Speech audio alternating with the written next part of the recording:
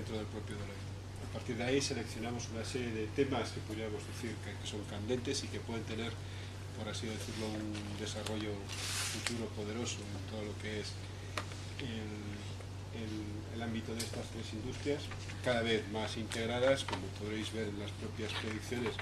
Están constantemente dispositivos tecnológicos, redes de telecomunicaciones y lo que son los propios servicios de contenidos implicados y condicionados unos por otros. Por ejemplo, el desarrollo de Milla lo veréis que hay muchísimos que están condicionados por las altísimas capacidades de las redes de telecomunicaciones actuales, y muchas de ellas también son consecuencia directa de los desarrollos de nuevos dispositivos más capaces, mejores y que tienen más posibilidades de ofrecer una experiencia al consumidor más alta.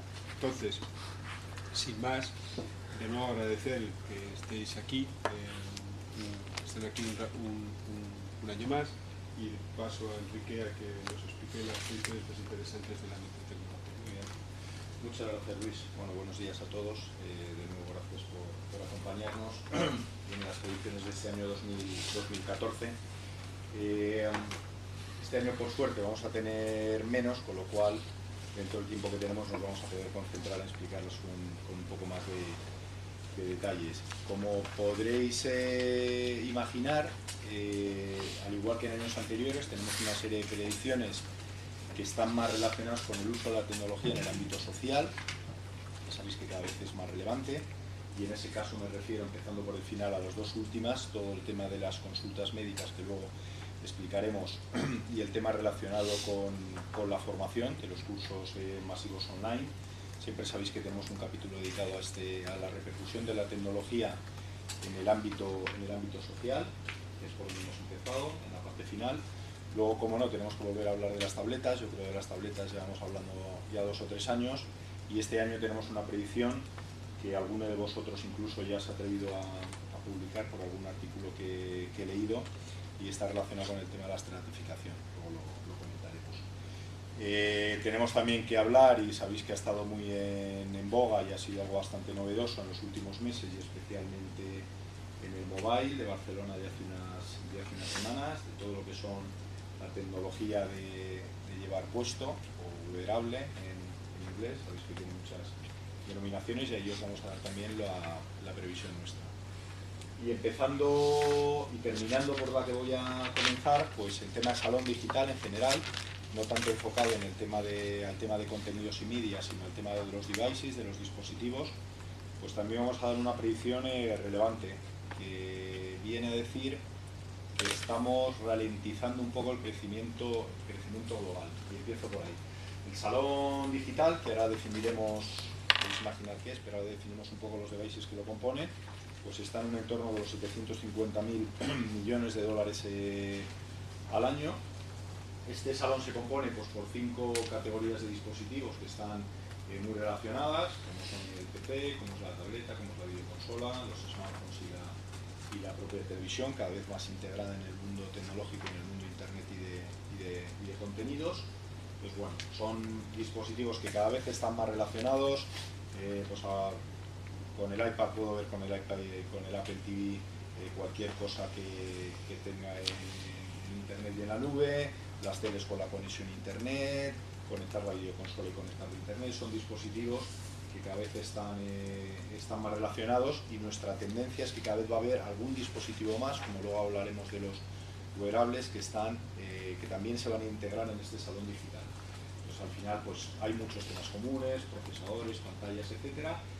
Y la tendencia que estamos manifestando aquí es que ha tenido un crecimiento en los últimos 10 años pues muy significativo, en un entorno entre un 6 y un 12% de tasa agregada acumulada de crecimiento, y es muy relevante respecto a, por ejemplo, la tasa de crecimiento que han tenido los semiconductores, que es uno de los componentes básicos de estos devices, pues han tenido simplemente una tasa agregada del 3,1, es decir, hay muchos otros factores que hacen que el salón digital crezca en la parte de devices finales y no de componentes iniciales.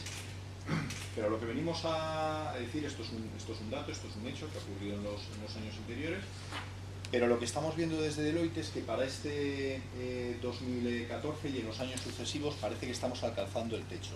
Estos crecimientos del 6 al 12% se van a ralentizar. Nosotros pensamos que en el último año simplemente va a estar en un entorno de los 50.000 millones de crecimiento, que no es poco, pero no va a estar a las cuotas de años anteriores. Y ahí veis un poco el gráfico. Pues básicamente los PCs van a caer en un entorno de un 4%, esto ya veníamos diciendo algo el año pasado. Las televisiones crecen, pero van a crecer poquito, estaban en el entorno de los 105, 110 millones para este año, y en 4 años pensamos que solo van a crecer en estos 4 años del 14 al 18 en 10 millones más de unidades, es decir, se va a ralentizar, básicamente porque el cambio tecnológico último con el 4K, etcétera, aunque está llegando, va a tardar más en ser sustitutivo de todo lo nuevo que hay de LED y de LCD, y va a tener ese crecimiento pequeñito. Las videoconsolas van a tener una desviación muy pequeña respecto al total de los 750.000, básicamente 10 millones, y los motores de crecimiento, pues como en estos años anteriores, van a seguir siendo los smartphones y las tabletas.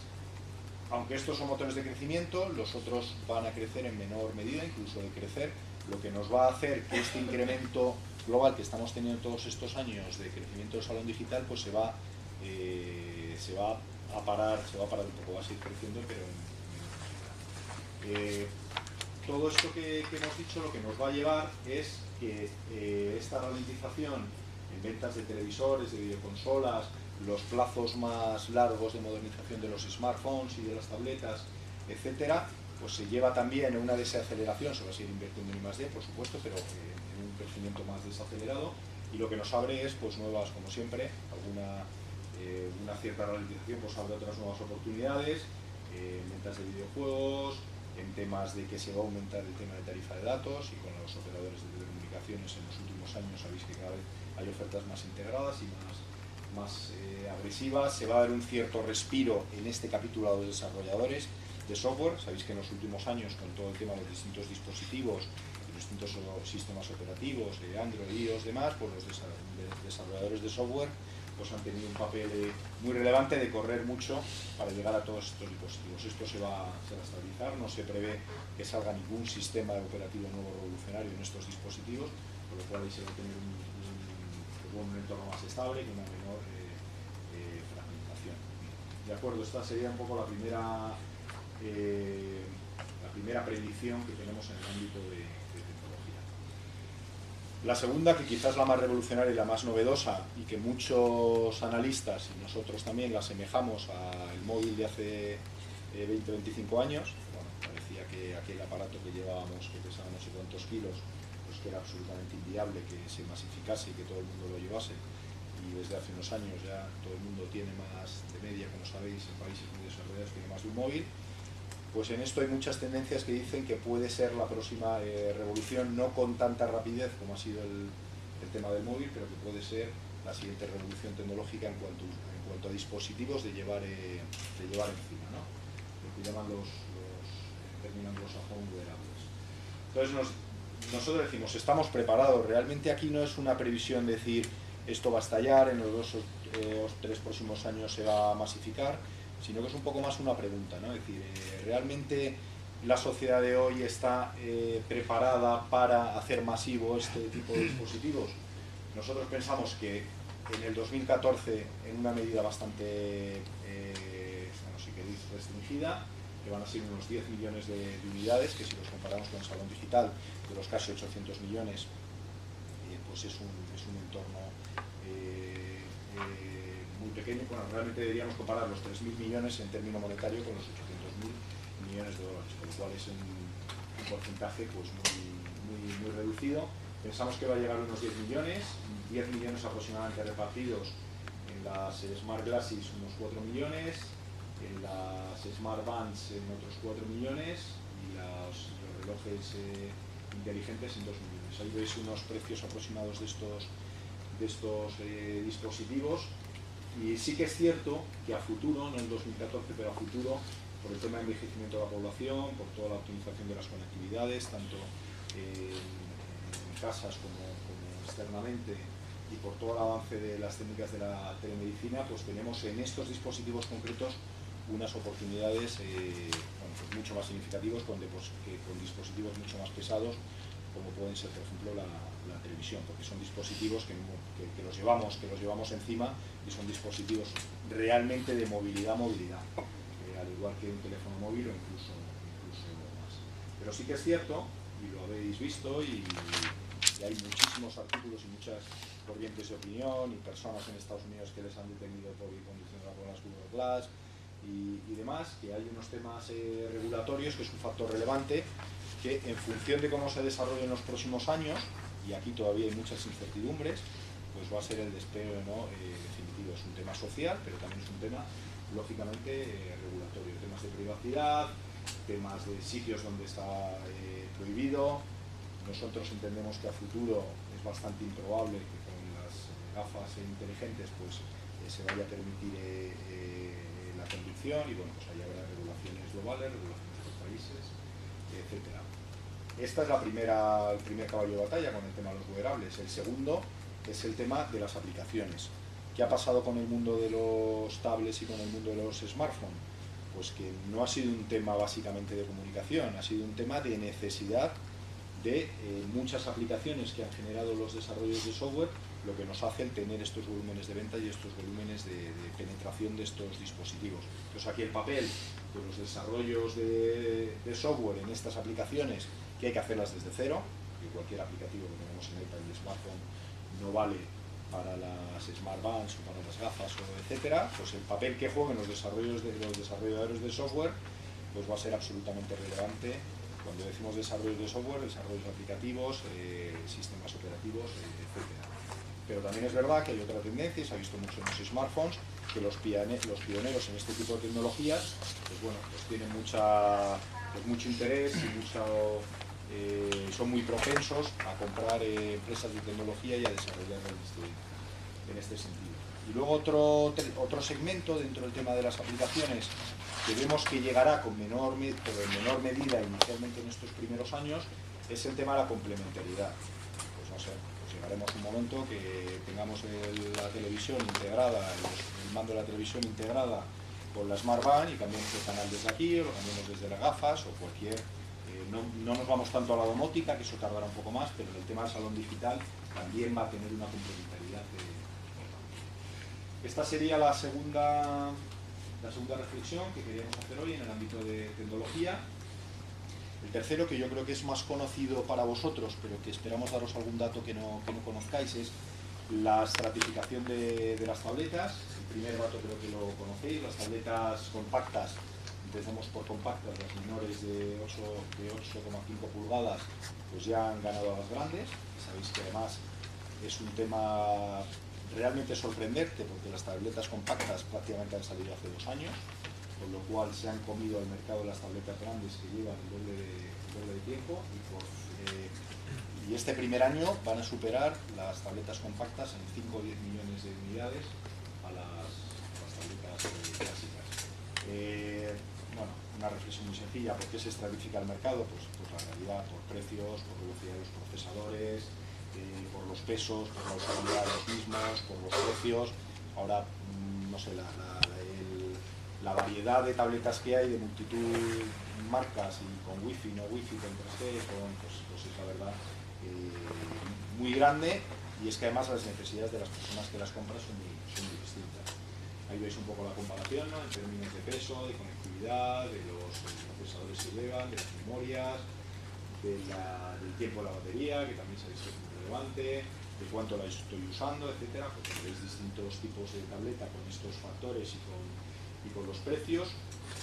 Claro, todo esto hace que la combinación de estos distintos factores pues hace que adquiramos unas tarjetas, que adquiramos unas tabletas, que adquiramos otras, y que realmente el mercado cada vez se esté estratificando y se esté segmentando más.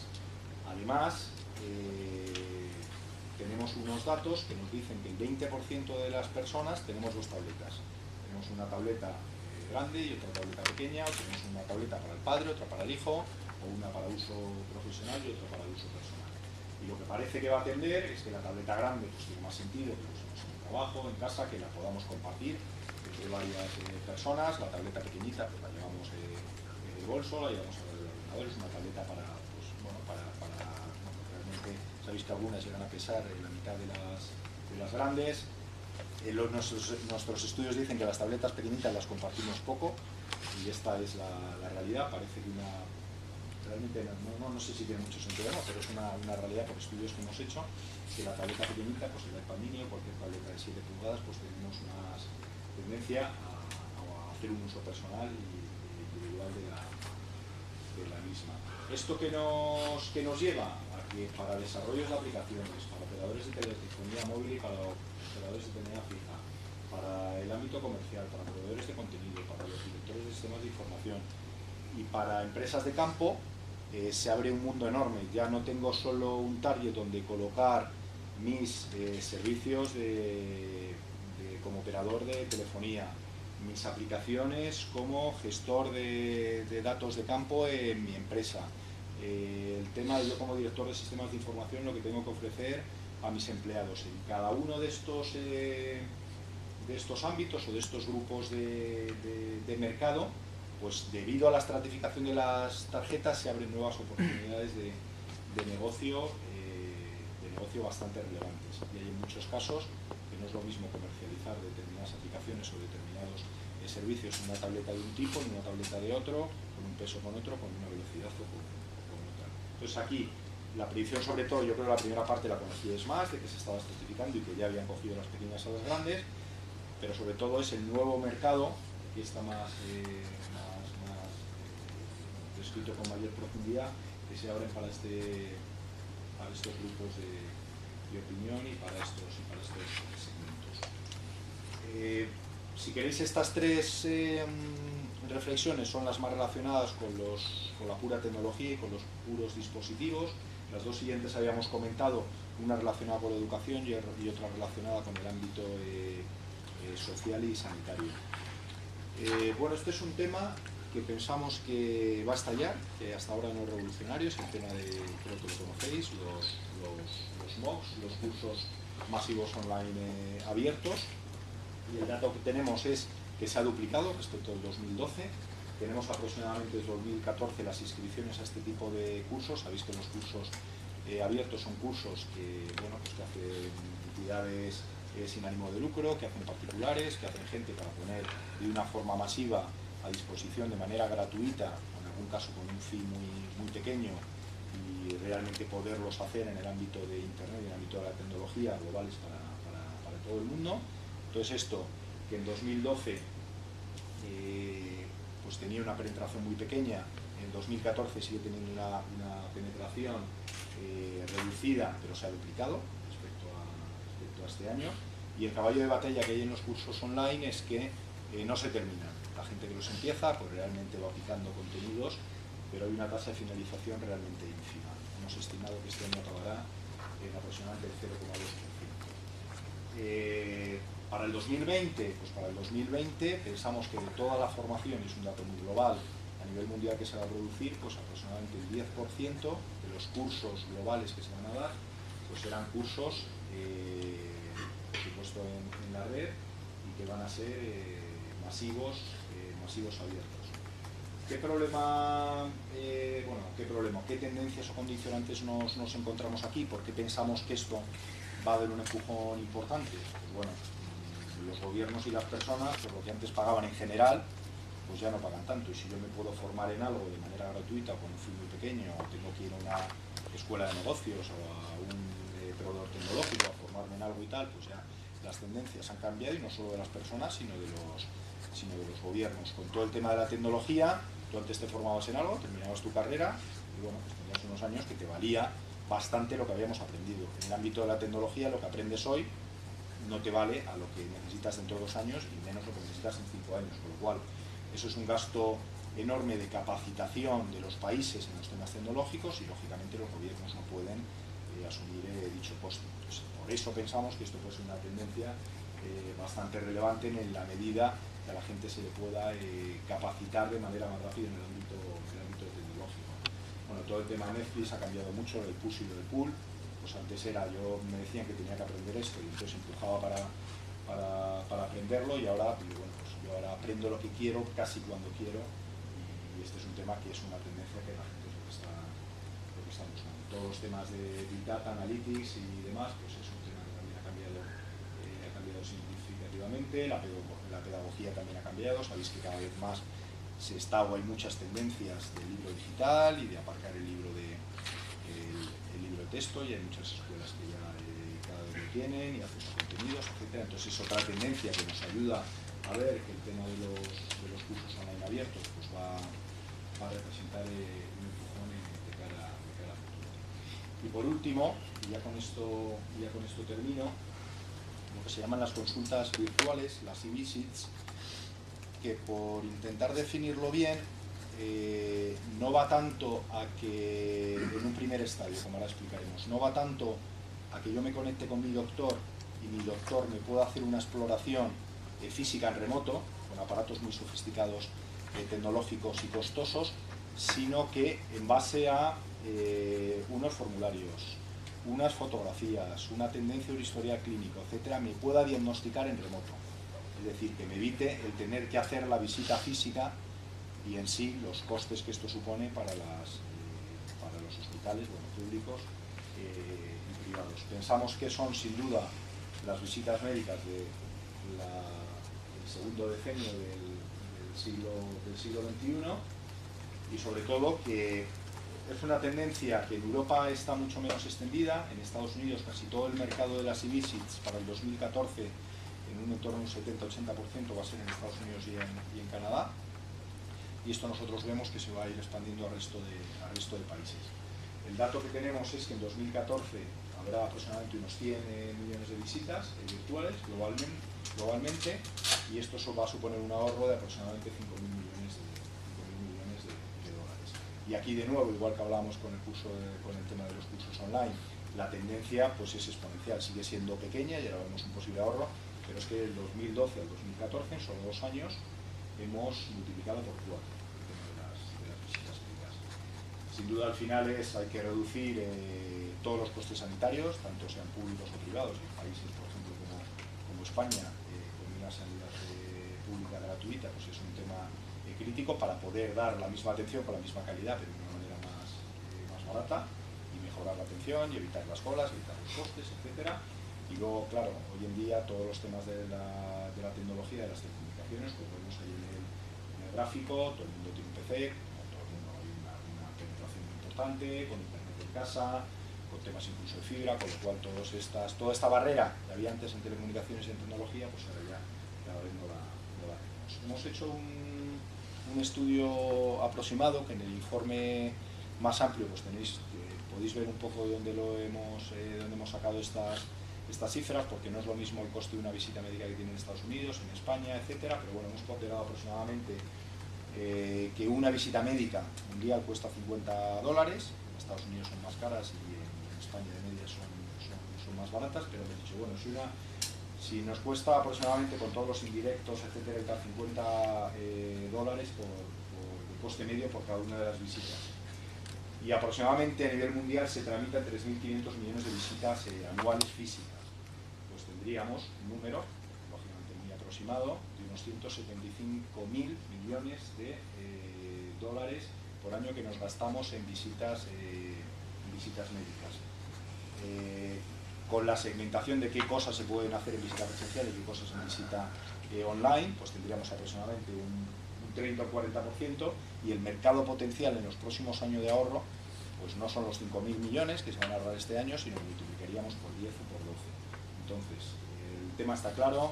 Yo creo que el ahorro potencial a futuro pues es muy relevante, y lo que dependerá mucho es de los gobiernos y de la posición de cada uno de los gobiernos en cómo invertir en este ámbito, que sabéis ya hay pilotos y hay tendencias, pero muy incipientes en Europa y mucho más desarrolladas en Estados Unidos.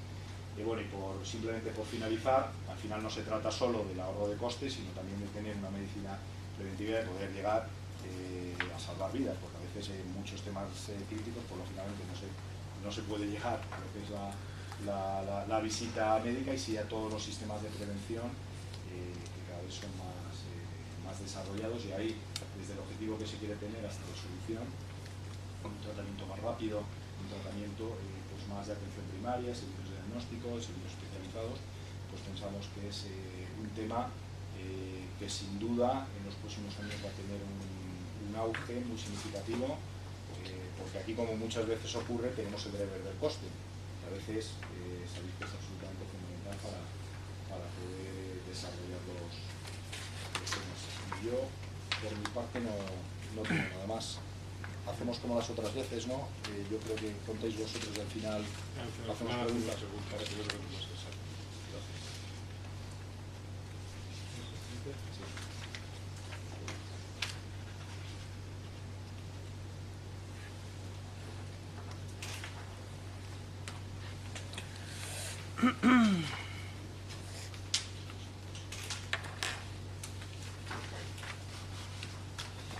Pues pasamos con la M de Milla y hablamos un poco de ella en términos de las predicciones de este año.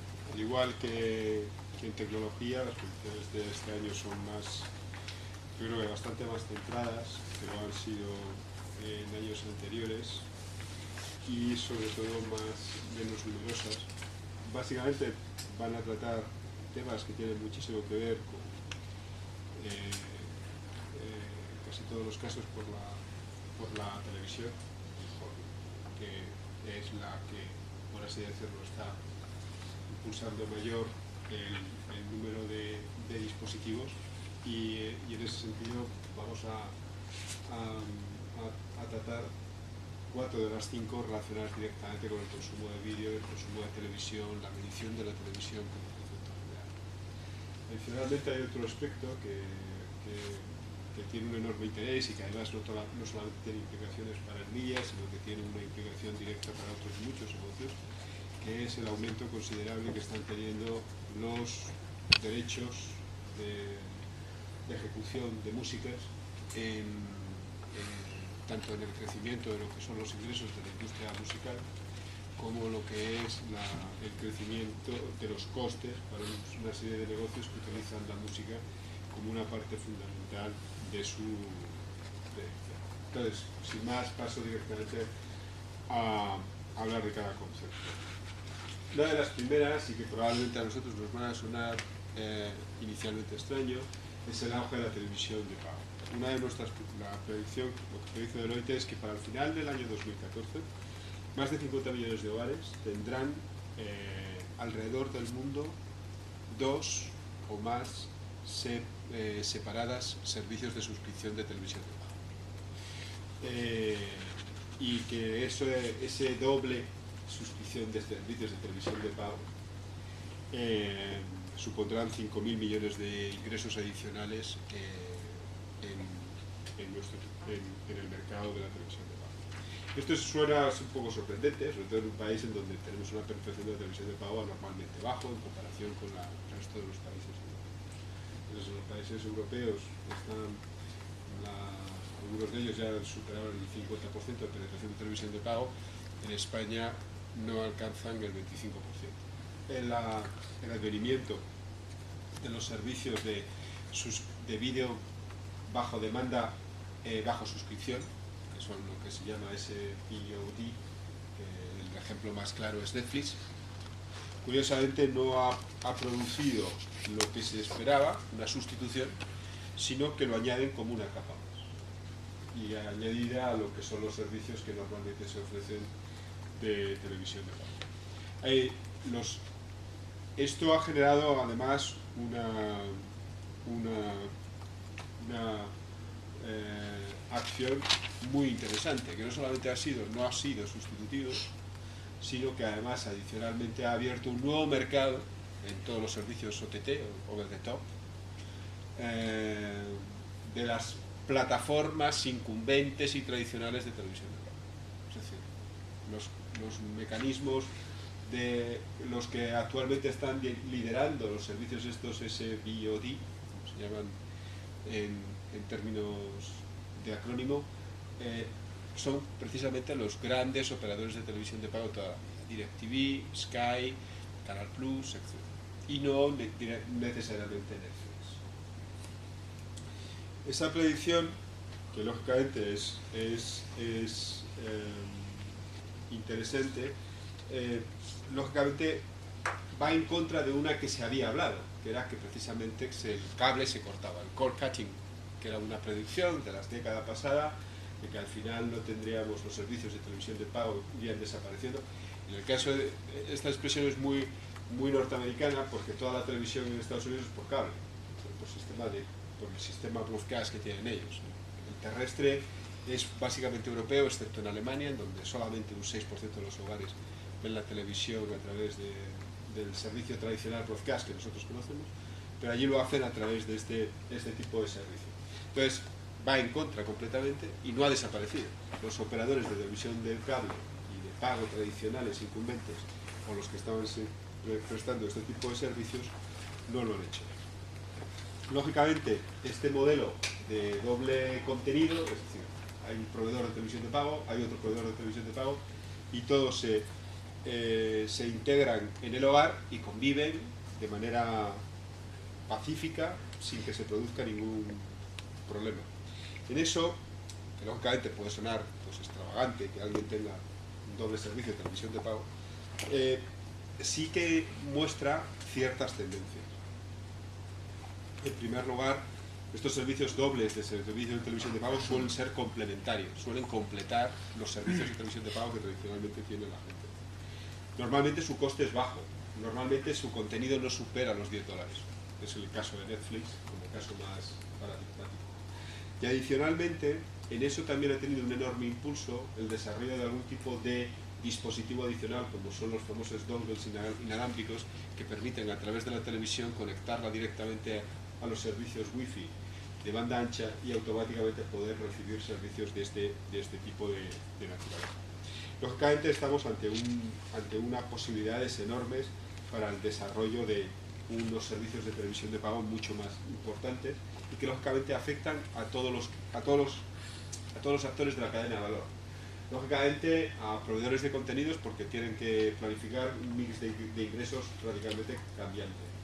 A los productores de contenido por considerar como las velocidades cada vez mejores de banda ancha les abren totalmente nuevos mercados. Por supuesto a los propietarios de los contenidos, ante la imaginación de que pudieran tener alguna ventana adicional por la cual explotar derechos pues, antiguos o de ese tipo. Por supuesto a los propietarios de las plataformas, los cuales ya todos tienen desarrollados sus servicios OTT, que además son servicios de alta potencia y que además están teniendo éxito entre sus propios usuarios.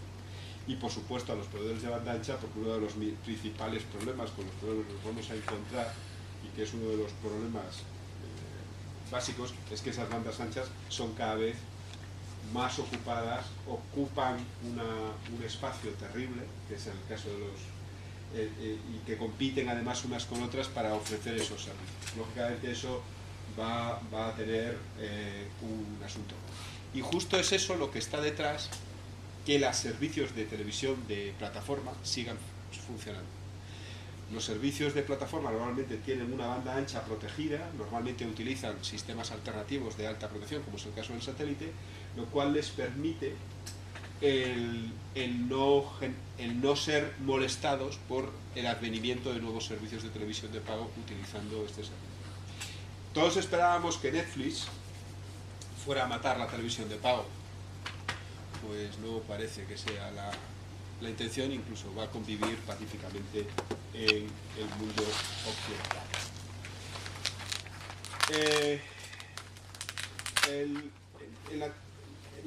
La medición de televisión es otro de los aspectos que más está creciendo. El otro día tenía la suerte de precisamente estar con la gente de Canal Plus en los avances que están realizando en términos de medición de lo que es el consumo y de la utilización de esa medición utilizando los sectores. La medición, lógicamente vamos a un modelo que se llama de técnica híbrida y que tiene una enorme importancia. Cuando teníamos 6 canales, 4 canales, audiencias del 20 o 24%, los sistemas tradicionales de panel, fueran sistemas de panel vía encuestas, como ocurre en Estados Unidos, o los sistemas de panel, como los que existen en Europa, que son de medición, a través también de un panel, una selección de una muestra, de dispositivos conectados que nos permitían audiencias diarias, información de audiencias diarias, y los sistemas masivos funcionaban francamente bien. Lo que pasa es que la audiencia televisiva se ha fragmentado, y no solamente se ha fragmentado ante la aparición de un montón de canales, sino que es que además lo ven a través de más dispositivos de una manera mucho más compleja y por supuesto extraña. Por ejemplo, el viernes pasado teníamos una presentación en una reunión interna de Forta, donde acudía gente de Canal Plus, y ellos mismos destacaban las dificultades que ellos tienen para poder medir las audiencias de sus propios programas a través de lo que es el consumo a través de bares o lugares públicos en los cuales pues, los sistemas de medición no están establecidos. Con lo cual vamos a un modelo de medición híbrida, la cual básicamente lo que trata es de mezclar, por un lado, lo que es la medición tradicional panel de televisión con los demás dispositivos que existen, por los cuales se ve la televisión, sea móvil, sea PC, sea tableta, sea cualquier otro, y por supuesto, y muy importante, porque en eso van a tener una enorme importancia, todos los que son los set-top boxes y los servidores de vídeo bajo demanda, los cuales van a proveer información. Si a eso añadimos, no lo hemos añadido aquí para no complicar aún más el panorama, la utilización de las redes sociales para ver realmente en esa medición qué es lo que está haciendo la gente mientras está viendo la televisión, la complejidad del modelo de medición es estupendo. Por eso la traducción que aquí hemos puesto, que es superando dificultades, realmente no es la que tenemos en inglés, que es una traducción que me gusta más, que es la medición de la televisión en el futuro será para lo mejor y para lo peor, porque lógicamente el coste que esto supone va a suponer enorme. No nos olvidemos que la medición en televisión es fundamental, incluso la televisión de pago. ¿Por qué? Porque aquí estamos jugándonos 200.000 millones de dólares anuales de inversión publicitaria que se mete en televisión. Y lógicamente no es ninguna broma. Y además con un crecimiento exponencial en cuanto al consumo en cosas completamente distintas, como es el crecimiento en vídeo bajo demanda, visualización a partir de dispositivos distintos a la televisión, del 1 al 2%, visualización por gente joven que aproximadamente ve dispositivos de televisión. Mi hijo con 20 años, yo creo que no ha visto el televisor, solamente lo ve para jugar con la PS4. Siempre ve la televisión en un ordenador.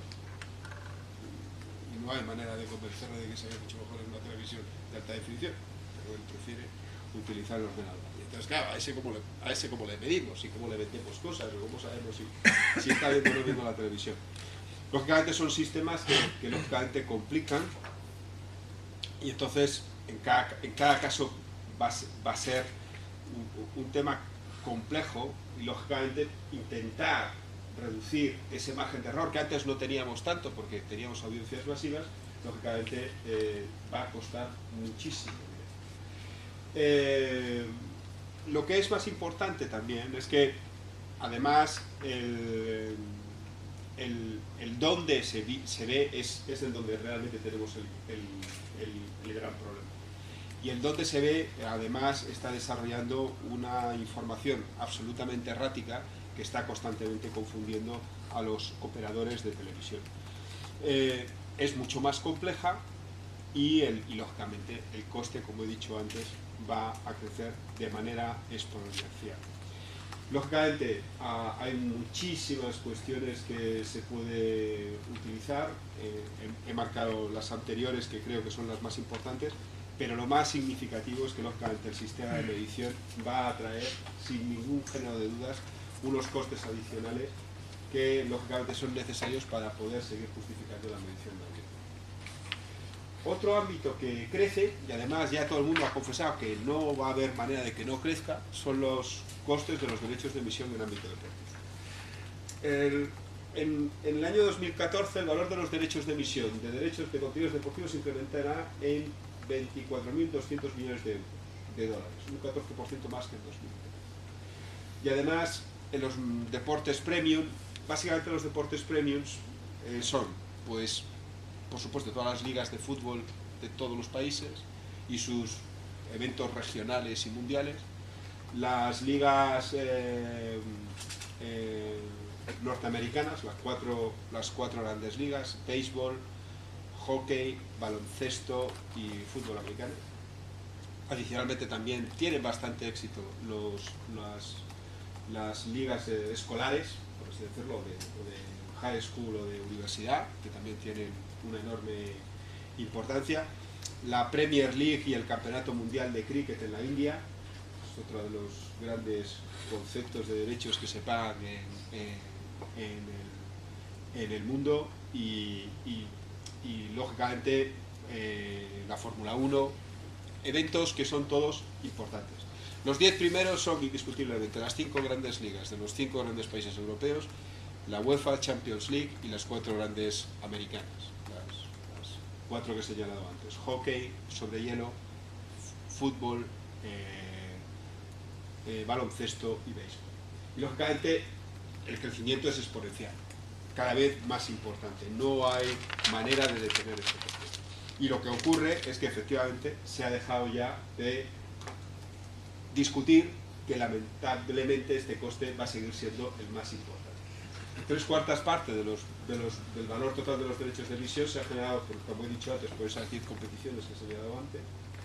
Y además el ámbito deportivo, por así decirlo, el deporte es premium en directo, son los que grandes generadores de audiencias, tanto desde el punto de vista publicitario, y además son los grandes generadores de los servicios de televisión de pago para que todo lo que es la competición se pueda perfectamente monetizar. Indiscutiblemente es el principal banderín de enganche de la televisión de pago en todo el mundo, y es indiscutible que van a seguir siendo la programación clave en términos de uso y de retransmisión, y lógicamente de coste. Y además todos los servicios que se están añadiendo y que tienen que ver directamente con las posibilidades tecnológicas. Telefónica ha adquirido los derechos de Fórmula 1, y uno de los, vamos a llamar, reclamos es precisamente que va a poder emitirlo con 6 cámaras diferentes, las cuales se van a poder perfectamente escoger mientras se están utilizando, lo cual lógicamente acarrea costes adicionales. Ese es uno de los elementos que sí es verdad que más interesan, y es que no solamente, como he dicho antes, lógicamente los poseedores de los derechos van a ser los grandes beneficiados, y en especial, como digo siempre, los grandes beneficiados son las propias estrellas deportivas, sino lógicamente pues las cadenas de televisión. Las cadenas de televisión tienen que lógicamente considerar su inversión en términos de derechos y gastos de producción. Lógicamente los gastos de producción se complican cada vez más. La tecnología que tú tienes que utilizar o poner a disposición del servicio de producción es altísimo, como son el tema de cámara super lenta, super alta definición, las cámaras cenitales, utilizando drones o otro tipo de sistemas de producción, lógicamente los diferentes ángulos de cámara. Nos alucinábamos con el traveling que utilizaba Canal Plus históricamente, ya eso está pasado ya de moda, se utiliza cualquier tipo de dispositivo ya tecnológico para poderlo hacer, y lógicamente el espacio que existe todavía de innovación, de comercialización, de distribución de todos estos servicios, lógicamente abre un mundo infinito de ingresos y demás importantes. Otro aspecto importante que va a tener un gran desarrollo son los derechos de ejecución. Los derechos de ejecución son los derechos económicos que se pagan por la utilización de las músicas en cualquier sitio. Es decir, en un ascensor, en el hall de un hotel, en la tienda de Abercrombie.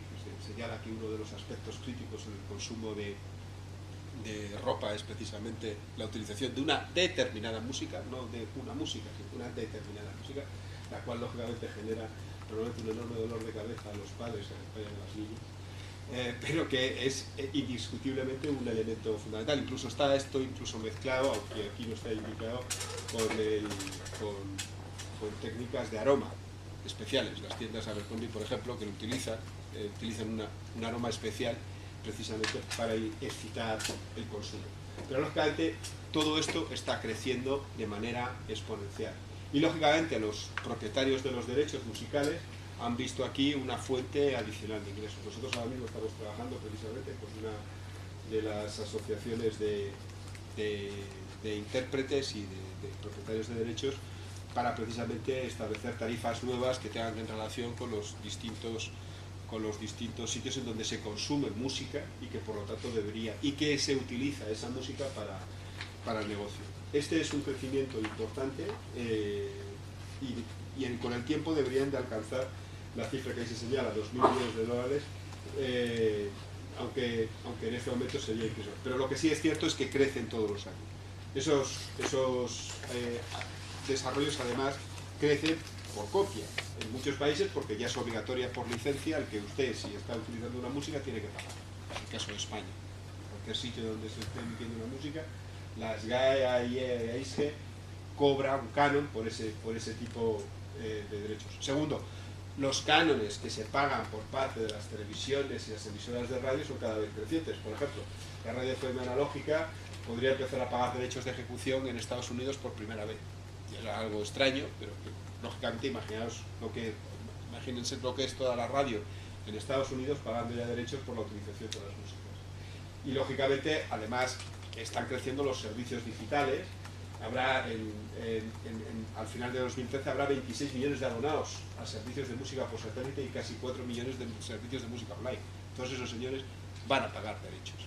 Con lo cual, lejos de estar lo que es la música que había pasado como consecuencia del cambio de modelo de negocio por una época oscura, no parece que esto vaya a ser un problema y que al contrario probablemente van a seguir creciendo los derechos y lógicamente para una buena parte de la sociedad.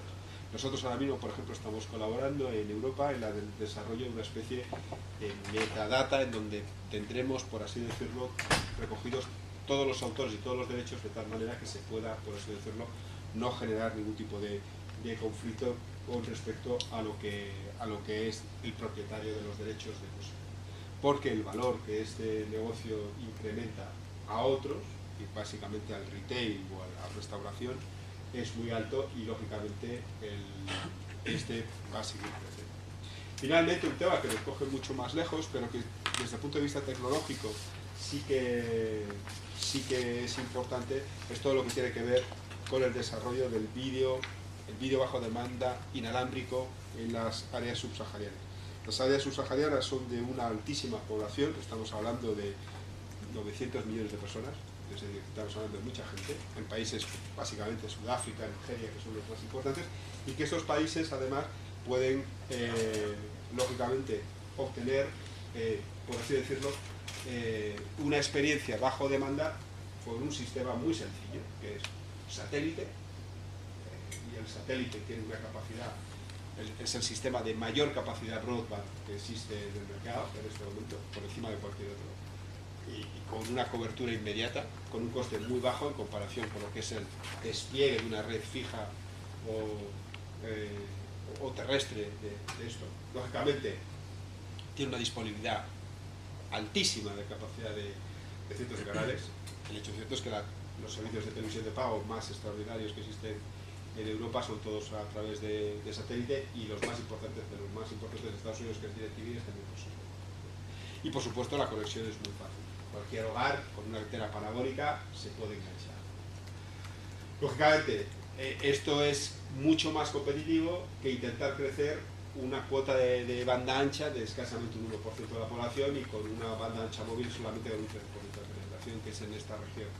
Este es un buen ejemplo de lo que es cómo la red o el sistema inalámbrico puede dar esa forma. Si a ese satélite le juntamos un DVR, el cual con un par de terabytes te puede permitir grabar un montón de contenido, y lógicamente y además el 95% del contenido es fácilmente predecible, tú puedes tener prácticamente una experiencia vídeo bajo demanda sin necesidad de estar conectado online permanentemente y simplemente utilizando el satélite como principal. Esta solución en África subsahariana, y sobre todo para uno de los países en donde más se está desarrollando nuestra industria del media, que es Sudáfrica, nosotros tenemos 15 targets, uno de ellos es un operador de televisión sudafricano, porque tiene una visión global dentro de todo el ámbito subsahariano.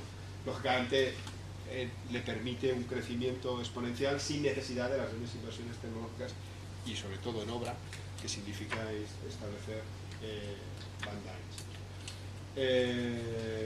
Lógicamente esto es un aspecto que a nosotros nos coge un poco lejos, pero que es de enorme interés para determinadas regiones del globo y en especial para zonas con futuro desarrollo. Y le paso la palabra a Fernando. Muchas gracias. Gracias, Luis.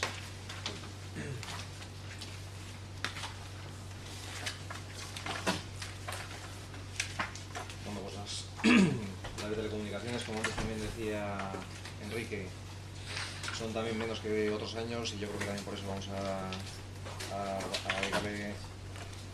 dedicar menos tiempo a contar muchas y probablemente a profundizar más en cada una de ellas, ¿no? Son básicamente estas que veis aquí, ¿vale? Estas 4. Y si os parece, pues nada, empezamos por la primera. También, como veis un poco, como vais a ir viendo, la mezcla, o al final, si quieres, la convergencia de las 3 industrias, pues es un poco también el nexo de unión clarísimo de, pues yo diría, de casi todas las predicciones que venimos contando, ¿no? La primera, digamos, tiene que ver con cómo están compitiendo el servicio de mensajería instantánea con el servicio de mensajes cortos, más típico del operador de telecomunicaciones, y digamos también cómo Deloitte predice que se van a comportar ambos servicios en los próximos años, ¿no? Básicamente, lo que venimos a decir es que hay ya un volumen superior de mensajería instantánea en términos de unidades que mensajes cortos, si bien los ingresos que generan los primeros pues son aún significativamente inferiores a los de los segundos. La proporción básicamente es que de los 50.000 millones de mensajes que se envían vía mensajería instantánea, pues el número actual de mensajes cortos es algo inferior a la mitad. Esa proporción de 0,5 digamos tiene 2 órdenes de magnitud superiores en términos de ingresos. Pasamos a 50 veces los ingresos que genera a día de hoy los mensajes cortos respecto a los que genera la mensajería instantánea. 0,5, 50 es un poco eso, el ratio que hay entre unidades y euros o dólares entre ambos tipos de servicios. Sin embargo, está claro que esta proporción no es homogénea. Estos son datos de estudios que hace Deloitte a nivel global, pero es posible que haya países en donde pues estas proporciones no sean exactamente así, ¿no? Otra predicción que hacemos respecto de esto es que pensamos que los ingresos monetarios que va a generar este servicio van a continuar siendo superiores para los SMS respecto a la mensajería instantánea hasta 2017. Momento a partir del cual probablemente pues empiecen a cruzar las curvas de ingresos y empiezan a caer quizás más los mensajes cortos. Puede uno pensar que lógicamente la gratuidad del servicio de mensajería instantánea, o casi gratuidad según el proveedor, pues es lo que conduce un poco a esta tendencia, pero también es verdad que los precios unitarios de los SMS en todo el mundo y particularmente en España pues se han visto reducidos significativamente, a pesar de lo cual pues no se ha sido capaz por parte de las operadoras de observar una reducción importante en los ingresos que reciben de este tipo de servicios. Realmente también es que el contenido del servicio no es exactamente igual. A partir de aquí vamos un poco a intentar identificar qué estrategias pueden tener tanto los proveedores OTTs de servicios de mensajería instantánea como las operadoras para un poco pues ganar o mantener este servicio de manera rentable. Por una parte, básicamente un mensaje instantáneo es aquel que se produce cuando una persona identifica que existe movimiento en una red social o en un ámbito de mensajería y por tanto interviene y lo que hace es se integra dentro de una conversación digital que existe en ese momento. Hay por tanto una comunicación, no sé si bidireccional o omnidireccional o multidireccional. Un SMS generalmente no tiene ese contexto de uso. El caso de uso típico de un SMS es más bien el de un mensaje que alguien de manera individual envía a otra persona y generalmente además lo que busca es proporcionar información a esa otra persona. Por tanto, yo creo que los casos o contextos de uso no son exactamente iguales. Por tanto, a priori puede parecer que los servicios no sean estrictamente sustitutivos, sino de alguna manera complementarios. Y en cierto modo lo son.